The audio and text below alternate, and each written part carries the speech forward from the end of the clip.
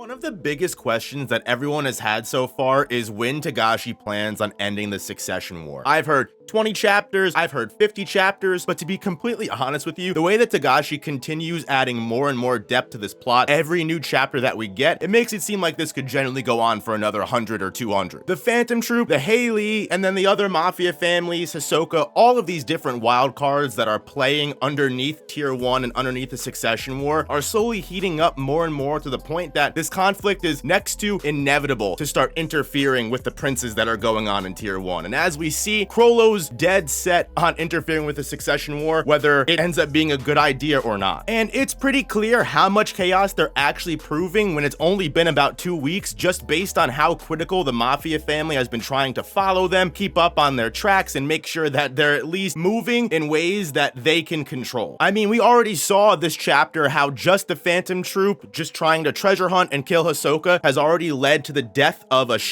major Shiyu Mafia family member, to the point that you've got Zakuro and Heinrich who are now potentially thinking about starting another war on the other side with Kara family. The Haley and Kara, Shiyu, two of them going up against one might just become a three-way brawl, all because Bano made a bad move. But now we know that the Phantom Troop's interference with the Succession War is going to get a lot more personal, especially with this concrete information we get from Chrollo as to the treasures that they are actually hunting on the Black Whale. It's more than just some special Nen ability, even though Chrollo admits he may get some kind of special Nen ability from doing this. The confirmed treasures that the Phantom Troop is searching for are the 3 Kaken Empire sacred artifacts that are responsible for keeping the Succession War moving fairly. Now, one thing I'm unsure of is how Chrollo knows just so much as he does about the Succession War, down to the T and down to hidden lore that we haven't even found out about until now. But it seems like he understands the war even more than people that are participating in it at this point. So Chrollo confirms that the 3 sacred treasures that the Phantom Troop has set their eyes on are as follows. The ceremonial seed urn, which is the one sacred treasure we've actually seen and know about. We watched it be used to bestow all of the different participants in the Succession War with their guardian spirit beast, as well as register their blood in the urn in order to make sure that they are an official participant of the Succession War. All 14 princes have put their blood in this urn, and it was even in multiple manga covers. This is nothing new to us. However, one artifact that we have not seen yet is what Chrollo deems the Shrouded Zen Buddha, and it is apparently the sacred object that is responsible for not only watching over the Succession War, but making sure everything follows its rules and nothing goes off the rails. And judging by its appearance and the way that Chrollo describes it, it's most likely what has caused that massive blockade outside of the Black Whale that has all of the swarms of hands start attacking people as they start to leave. Most likely the reason for the death of Kacho. So if we're to assume that Chrollo's explanation is right, this is most likely the treasure that's responsible for killing Kacho, and is most likely the reason why escape from the Succession War is completely impossible until it's fulfilled and done to its completion. And the final artifact that Chrollo mentions is called the Blade of Divine Favor, and this is the artifact that is apparently given to the winner of the Succession War once all is said and done. It will go to Kaken Empire's next king, and while sure this could just be a symbol, something that the king holds and it's proof that I am king, but it could also mean a lot more than that if we're to assume that all of these sacred treasures, like the ceremonial seed urn, have some level of Nen control or Nen ability. If the theory about the Shrouded Zen Buddha being the thing that's stopping people from leaving being true, it wouldn't surprise me if this Blade of Divine Favor was used to have the new king kill the old king, and therefore that completes the ritual. One thing that I definitely want to bring up is that it could boost the character who wins stats or their level of Nen abilities and power. And if we're gonna go off of that logic, who's to say that this Blade of Divine Favor has nothing to do with that giant Nen battery machine that we watched Nasubi put the 12th Prince Momose's corpse into, claiming that she's alive even now? We have not seen this machine since that moment, and it is one of the most mysterious elements of the Succession War that we have yet to see. I don't know if you've seen these theories, but there are multiple comments and multiple things going around that suggest Nasubi could be plotting the Succession War to get a new new vessel. The Kaken Empire has been off the radar and outside of normal society for generations at this point. Who's to say that the darkest aspect of the Succession War isn't the fact that it turns all of these different siblings and family members against each other, but what if it's genuinely a way for the original Kaken Emperor, the person that started this entire empire to begin with, to pass their essence down from generation to generation? If you really think about it, what could that Nen machine be used for? I mean, obviously there is the easiest answer of, oh, the winner steps in and he gets all of the powers of the 14 princes that they killed and won. And you could even say that by using the Blade of Divine Favor to prove succession by killing Nasubi or the current king, you put the current king in the final and 14th coffin, and boom, you get the power of the previous king. That being said, knowing Togashi and knowing how dark the Hunter x Hunter world is, it wouldn't surprise me if it was used to have the winner of the Succession War whittle down all of these extremely powerful princes, and then the king kills the winner, and then the original consciousness of the Kaken Emperor just travels down another generation. Obviously, all of these things are just headcanon and theories, and we won't know what happens until however many chapters we have to get through to know what will happen at the end of the Succession War, because I'm sure there's a bunch of twists and turns that Togashi has in store for us that we have yet to even get to yet. Going off of what we can, it's very clear that Chrollo has set his eyes on these sacred treasures for a specific reason. Again, while it's unclear how he knows about this, one thing he knows for sure is that by committing a heist of this level, by stealing national treasures, it's going to fulfill a condition of his Skill Hunter Nen ability that will actually have it evolve to the next level. Whether Skill Hunter has always been created with the idea of the better heist that the troop pulls, the better the ability will be, which could mean it is what led to Chrollo gaining the bookmark for the Hisoka fight, or vice versa. It could just be a way that Chrollo has decided to make the Succession War and the Black Whale worth it, because as we find out, Chrollo is very aware that by entering tier 1, he's running the risk of running into Hisoka before he has a chance to even steal the sacred treasures. And according to Chrollo, he's very much aware that by lacking Shalonark's ability, by lacking Kortapi's ability, and a bunch of other things, Chrollo might not have as good of a chance to win as he did the last time, which might mean Chrollo would lose and die. Now, this makes sense why Chrollo would be looking to level up his own Skill Hunter, but to go back last chapter and discuss a little bit about why Bano was so worried that this might be the final mission of the Phantom Trooper, this might be Chrollo's way of ending his life in order to make good for the revenge that he's needed to accomplish for the people that he's lost. Chrollo even discusses that he's taken care of every single eventuality, whether he's able to get the treasures, upgrade his book, and be able to beat Hisoka with that power, or if he meets up with Hisoka first and dies beforehand, he has taken every step to make sure that his will is inherited and there will be someone that assumes the head of the spider once he's gone. But another big theory is that the Phantom Troop has had this kind of heist buff longer than we even knew of, because if you think way back to last chapter when Nobunaga was talking about the